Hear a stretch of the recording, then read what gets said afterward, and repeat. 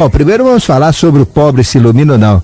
Então existe um contexto errado, porque nós vivemos num país católico. E o catolicismo, ele sempre explorou a pobreza. O catolicismo significa católico universal. E os próprios padres, os próprios representantes, os próprios papas do passado sempre viveram em riqueza, viveram na realeza, gastavam dinheiros, gastavam fortunas, até mesmo com deturpações psíquicas, morais, pessoais, com escândalos, entrando assim em verdadeiras orgias, como o próprio catolicismo tem na sua história negra, na sua história terrível. Se nós olharmos a origem do catolicismo, ela é péssima. Não o cristianismo, eu estou falando do catolicismo, porque é uma igreja que nasceu em cima do medo, porque quem não aceitasse era condenado à morte, praticamente morria, como houve na Inquisição. Os espanhóis que chegaram aí na América do Sul, o que faziam? Quem não aceitasse, não é, o cristianismo, simplesmente era degolado. Então era imposto goela abaixo, não através da fé, não através da verdade religiosa, mas sim através do medo. Então foi uma religião que cresceu através do medo. Então o católico, ele é medroso, e como ele é medroso, ele não evolui tanto assim. Tanto é que Martim Lutero, aquele que provocou a reforma, o protestantismo, frente ao catolicismo, aqueles que seguiram o protestantismo, como os alemães, os ingleses, os norte-americanos, eles geraram então muitas riquezas, porque em cima de que não é apenas a fé que salva, mas sim as obras e a fé é que salvam. O fato de colocar o enfoque, não é, nas obras deu todo sucesso a esses povos que hoje representam o primeiro mundo, não é? Então veja que a religião sempre assustou, ela sempre fala do medo do inferno, a gente tem que temer a Deus. Isso é uma grande mentira, porque se o primeiro mandamento de Deus manda amar a Deus, como é que eu posso temer a Deus? Quem teme a Deus nunca vai encontrar Deus. Ele vai depender de uma religião, ele vai depender de um pastor, ele vai depender de um padre, ele vai depender de qualquer um, porque ele por si só nunca chegará. Então esta é uma metodologia muito simplória, porém muito efetiva, e que deu todo o potencial ao cristianismo. Então ele fala muito do medo, fala muito da pobreza. E nós sabemos que todos nós temos que odiar a pobreza. Não pobre, a pobreza eu falo, né? É o estado de ser. Então realmente a pobreza que está no Brasil, ela é provocada pelas grandes potências, pelos Estados Unidos, pelos europeus, através da exploração dos juros. Nós aqui pagamos maiores juros, e quem é que paga? O Brasil. Então veja, um PIB sem vergonha desse que a gente tem, de 2,3% de crescimento, não acompanha sequer o crescimento populacional. Então nós estamos empobrecendo mais ainda, nós nem estamos tendo riquezas para sustentar o mesmo padrão. Ou seja, nós estamos produzindo mesmo em termos de riqueza, menos do que o crescimento populacional. Então, esse governo que está é ridículo. O governo que estava anterior era ridículo. E os governos anteriores, ridículos. Eu só vou voltar a governos mais anteriores ainda, questão de décadas atrás, quando a gente crescia 10% ao mês. 10% ao ano. Então era realmente grandioso. Eu vivi nessa época, eu vivi no outro Brasil, era tudo diferente, existiam oportunidades e o Brasil cresceu muito. Hoje o Brasil está em ritmo de caranguejo andando para trás. Então veja, e o que acontece se a gente olhar o Brasil? Está aumentando a violência, está aumentando a pobreza, e quanto mais aumenta a pobreza, mais aumenta a violência. Quanto mais aumenta a pobreza, mais aumenta a ignorância.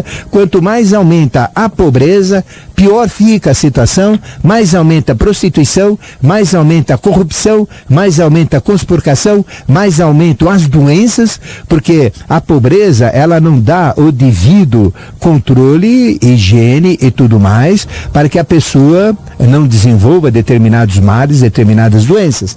Então, a pobreza realmente é coisa do anticristo.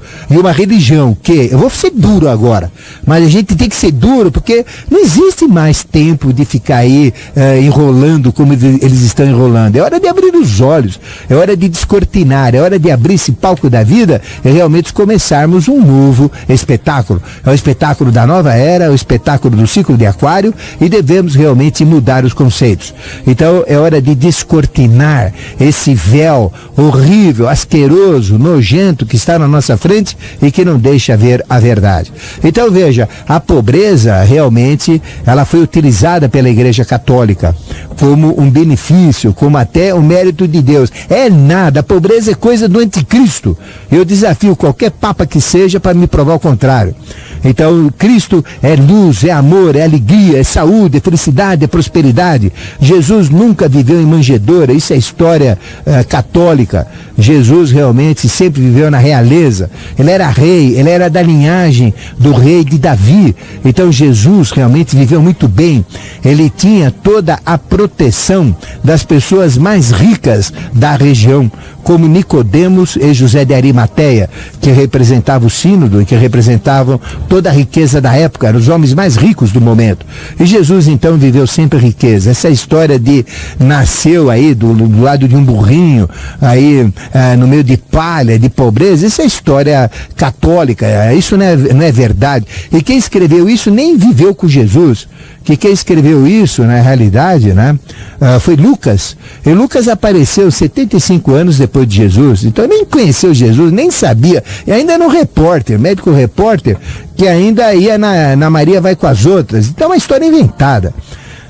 O único que viveu com Jesus e que escreveu realmente, os únicos que escreveram os evangelhos e que são os evangelhos válidos, que devem ser lidos com outros olhos, tem dois que são secundários, a gente até pode descartar, e tem dois que são reais. Quais são? O de Mateus, que viveu com Jesus, e Jesus inclusive fazia os milagres com a presença de Mateus, ele conhecia muito bem toda a história oculta, toda a história real de Jesus, e outro é João, né? Agora, Marcos e Lucas não tem nada a ver, eles viveram a posteriori. Então, são evangelhos assim criados, podemos dizer, para mudar determinados conceitos. Então, os evangelhos não falam do nascimento de Jesus, o único que fala é é Lucas e Mateus. E Mateus fala que Jesus apareceu com 2 anos, ou seja, antes de 2 anos ninguém sabe nada sobre Jesus. A gente sabe coisas anteriores a 2 anos de Jesus, através dos conhecimentos herméticos sagrados que são passados de boca a ouvido na escola da iniciação. Mas essa história da pobreza tem que quebrar. Agora você me pergunta se pobre pode se iluminar. Não tem nada a ver a pobreza com a iluminação, não tem nada a ver a pobreza com a consciência, não tem nada a ver a pobreza com a ética, não tem nada a ver a pobreza com a justiça. Porque eu conheço pobres que moram assim na condição pior que tem, né? Porque eu sempre eu trabalhei muito em empresas, eu tinha pessoas dos mais diferentes níveis trabalhando comigo, inclusive que moravam assim na deriva da vida, naquelas favelas de favelas, né? Não é favela propriamente dito. Existem muitas pessoas nobres, muitas pessoas honradas, muito melhores do que deputados que estão aí, não é? Morando em casas, em palacetes, em hotéis 5 estrelas, usando dinheiro público, fazendo falcatruas, que são desonestos, corruptos, e tem muita gente pobre que é honesta, com valor, que tem alta consciência e que tem alta capacidade também. Então, o fato de ser pobre ou rico não tem nada a ver com a iluminação. Qualquer um pode se iluminar, qualquer pessoa, mesmo o andarilho, uma pessoa assim como um mendigo jogado debaixo da ponte aqui do Minhocão, que a gente vê as dezenas e que a prefeitura não toma providência nenhuma, né? Que isso é uma vergonha, que a gente deveria ter realmente um trabalho social muito melhor. Onde está o nosso prefeito? Onde estão os nossos vereadores que deixam uma cidade ficar assim, com pessoas dormindo? Tá parecendo Índia isso daqui, meu Deus do céu, é uma pouca vergonha. Aqui na Paulista, aí na Consolação, o centro da cidade está totalmente perdido nesse aspecto. Por quê? Porque não temos condição? Lógico que tem. Onde está o pessoal? Onde estão os albergues? Onde estão os movimentos? Onde está essa religião católica aí que tem que ajudar o pobre, etc., que fala tanto de problema, porque não vai ajudar o pobre? E os evangélicos que ficam roubando dinheiro através de dízimos fajutos para comprarem fazendas, viajarem de avião, esconderem dinheiro dentro de Bíblia, para depois ainda passarem vergonha lá fora, em alfândegas como em Miami. Ainda tem gente que fica rezando porque eles estão sendo prejudicados, que estão sendo atacados. É hora de abrir os olhos, gente. Então, veja, a pobreza nós temos que erradicar, nós temos que lutar contra a pobreza. Porque a pobreza, ela acaba sendo a fonte de todos os males. Mas o pobre não tem nada a ver com a pobreza é uma condição. O pobre é quem está nessa condição, nessa situação. Mas o pobre pode se iluminar, o pobre tem todos os dons. Qualquer andarilho, qualquer vagabundo que seja, qualquer pessoa sem o menor valor social jogado na sarjeta, ele tem dentro dele um potencial incrível. Ele tem os seus chakras, ele tem as suas potencialidades, ele tem os seus dons, ele tem as suas virtudes em latência que podem e que devem ser acordados, liberados e fortalecidos e utilizados. Não é? Então, o fato de ser rico, o fato de ser pobre, não quer dizer nada. Não é o dinheiro que vai determinar, mas é o apego ao dinheiro que determina as coisas. Então, a pessoa pode ser rica e pode enriquecer o quanto quiser, na proporção que ela enriquece aos outros também, enriquece ao país, à sociedade, através de um trabalho digno e honesto. Então, nós podemos enriquecer quanto quisermos. A riqueza não é mal nenhum, até é um benefício, é uma dádiva de Deus. Então, veja que a pobreza também, ela permite a pessoa ser altamente espiritualizada, a pessoa se iluminar. Então não é empecilho nenhum. Agora, usar da pobreza como a religião católica usa, para dizer que só os pobres entram no reino do céu, isso é picaretagem da grossa. E não sei como um católico, quando algum padre fala isso, não reclama. Entendeu? É hora do pessoal pôr a boca no trombone e realmente não aceitar esses conceitos do ano de 1100, do ano de 1200, da Idade Média que veio um pouco depois. Isso já está obsoleto. Então é hora desse papo que aí está, abrir os olhos e mudar a religião católica. Porque se não mudar, ela simplesmente vai ser destruída, ela simplesmente vai sumir do mapa. E já está, pouco a pouco, minguando. Ela entrou numa reta de decência que é uma coisa absurda. Os evangélicos estão crescendo, mas estão crescendo, a maior parte dos evangélicos, em cima de falcatruas, em cima de vender um céu que não existe, em cima de desafios com Jesus. Então Jesus é uma palavra sagrada que conspurcaram e virou símbolo monetário. Então virou 10%. Jesus vale 10%. Ah, vem aqui, é hora de mudar, gente. Então nós não temos que aceitar mais essas religiões. Nós temos que exigir novas religiões. Nós temos que exigir novas filosofias. Nós temos que exigir uma nova sociedade. Nós temos que exigir novos conceitos, uma nova justiça, um novo padrão ético. Nós temos que mudar esse mundo, porque se nós continuarmos do jeito que está, essa cada dia é pior. Então eu estou aqui acompanhando o mundo, cada dia que passa, ele está pior, entendeu? Então o homem está mais pobre, cada vez mais está mais ignorante, mais assustado, mais assim, apático, ele está numa passividade incrível. A maior síndrome que existe é a síndrome da passividade, onde ninguém reage. Não, meu pai não era assim, meu avô não era assim, os meus antepassados não foram assim, eu não deixarei meus filhos serem assim, meus filhos vão mudar, meus filhos vão reclamar, vão exigir um mundo melhor. E eu vou com eles exigir esse mundo também. E convoco a você que também exige um mundo melhor. É nosso direito. Eu tenho direito a viver da melhor maneira possível, viver cada minuto da melhor forma possível, com amor, com alegria, com saúde, com felicidade, com prosperidade. Nós temos que ter emprego, nós temos que ter saúde. Veja a saúde que tem aí, é um lixo a nossa saúde, a saúde nacional. Não sei como alguém tem coragem de falar da saúde. Aposentado, pelo amor de Deus, trabalha uma vida inteira para ganhar esse lixo, enquanto esses deputados sem vergonha, sórdidos, que lá estão fazendo corrupção e falcatruas, ganham fortunas. Tem pessoas que se aposentam aí, eu soube de um caso aí de um prefeito, que ele se aposentou com 7 meses, ele substituiu, ficou 7 meses e se aposentou com 7 meses de trabalho. Eu trabalhei 35 anos, né? Então veja, que história que é essa? Então veja, o nosso aposentado, ele passa vergonha. Isso não é país, gente. Agora, nós não temos que aceitar isso, nós temos que mudar, temos que virar o barco, virar a página, recriar uma nova sociedade, um novo mundo. Então não temos que ficar atrás desses padres falando besteira nas igrejas, esses evangélicos enganando todo mundo, atrás do dinheiro, que é o principal motivo deles.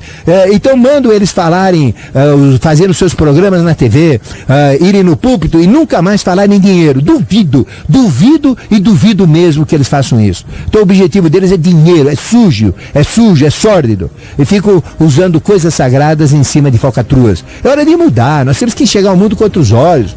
Nós temos que viver, gente. A vida é importante. Nós temos que viver da melhor maneira possível. Então nós temos que viver com ética, com amor, com justiça, com alegria, com felicidade. Então que se dane PSDB, PT, PSP, todo esse partido. Não serve pra nada, gente. Porque está todo mundo sórdido em conceitos antigos. Então qual é o melhor presidente? Nenhum que tem aí. Tem que mudar. Nós temos que mudar os conceitos, né? Então veja, a hora que você falou da pobreza, se a pobreza ilumina, desculpe a minha maneira de ser, né? Mas machuca a gente, certo? Porque eu vejo que o país é rico. Deus colocou as riquezas aqui no país. Nós temos todo o direito de sermos ricos, prósperos, melhores que os Estados Unidos, tem um padrão melhor do que lá. E por que vivemos nesse lixo que a gente está aqui, não é? Essa história de sequestro por telefone, eu fui vítima a semana passada. Quer dizer, ligaram aí pra mim, sequestro por telefone. Então veja, vão lamber sabão, pô. Que coisa que é essa? Que país que é esse? Isso aqui tá numa anarquia. É hora da gente lutar por direitos, por fatores, por essência, exigir da religião católica, exigir do evangélico, exigir realmente da sociedade, dos políticos. Nós temos que pegar no pé deles, nós temos que exigir um país melhor. Porque isso aqui está deteriorando, o Brasil está pior que a África, gente. Isso aqui está um lixo. É hora de acordar, é hora de mudarmos esse país, é hora de realmente buscarmos valores. E veja, que vergonha, a minha bandeira diz o que eu tenho que fazer, ordem e progresso. Nós temos ordem no país? Temos só desordem. Nós temos progresso no país? Só atraso, com PIB de 2,3%. É uma vergonha nacional. Porque você olha a quantidade de lavoura que a gente tem, de agricultura que a gente tem, de indústria que a gente tem, do potencial humano que a gente tem para crescer não, para nem sustentar o crescimento populacional. Ou seja, voltar no passado. Aí vem aí esses políticos aí falando na televisão, dizendo que o país está bem. Aí vem esse PAC aí, plano aí, não sei o que lá. Que é? Vão acordar, gente. Sai da fantasia e vão realmente trabalhar. O Brasil depende de trabalho, ele depende de resultado. Então nós temos que exigir a família brasileira, o homem brasileiro, a mulher brasileira, e você jovem aí, para de ficar beijando 10, 15 meninas por noite, esse negócio de ficar tomando cerveja aí na Vila Madalena, aqui e lá. Vai cuidar da sua pátria, meu jovem, vai cuidar da sua profissão, vai cuidar do seu país, e não fica aí nesse lero-lero que vocês estão. Quando eu era jovem eu não fazia isso que vocês fazem, não, porque se eu fosse jovem hoje, e estivesse no ambiente atual, eu não entraria nessa, não. É hora de vocês mudarem, vocês têm que ir atrás de valores, gente. É valor, o que é? É trabalho, é riqueza, é prosperidade, é país que cresce, é futuro, é família. É isso que você tem que olhar. Não ficar aí com essa história de beijinho pra cá, beijando pra lá. Como no carnaval baiano, vergonhoso. Faz aquela abertura e a menina entra para ser beijada por mais de 100 pessoas. Isso, além de ser nojento, é antiético, é anti-higiênico, e quem faz isso é uma prostituta que não tem coragem de assumir a prostituição, porque a verdadeira prostituta ainda é uma profissional. Ela faz aquilo ainda como trabalho. Agora, fazer isso por falcatrua, sem nada, ora, é hora de acordar, gente. Vamos acordar? Olha, o Brasil começa em março, né? Então, quantos dias faltam para o Brasil começar? Falta exatamente, estamos no dia 23, faltam 5 dias, né? Então, em março, vamos mudar esse país, gente? Águas de março, né? Então, nós tivemos uma revolução em março, não tivemos? Então veja, é hora de mudar, é hora de fazer realmente uma revolução social, é hora de fazer uma revolução cultural, é hora de fazer uma revolução, não no sentido de briga, no sentido de violência, mas de revoltar isso daí, mudar esse processo para novos valores. Então, quando falo em pobreza, me irrita, porque quando eu vejo pobreza, eu fico irritado.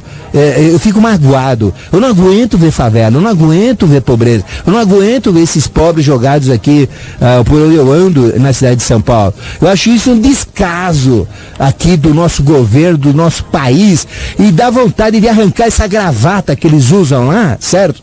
E realmente, bom, não vou falar o que eu vou fazer com essa gravata.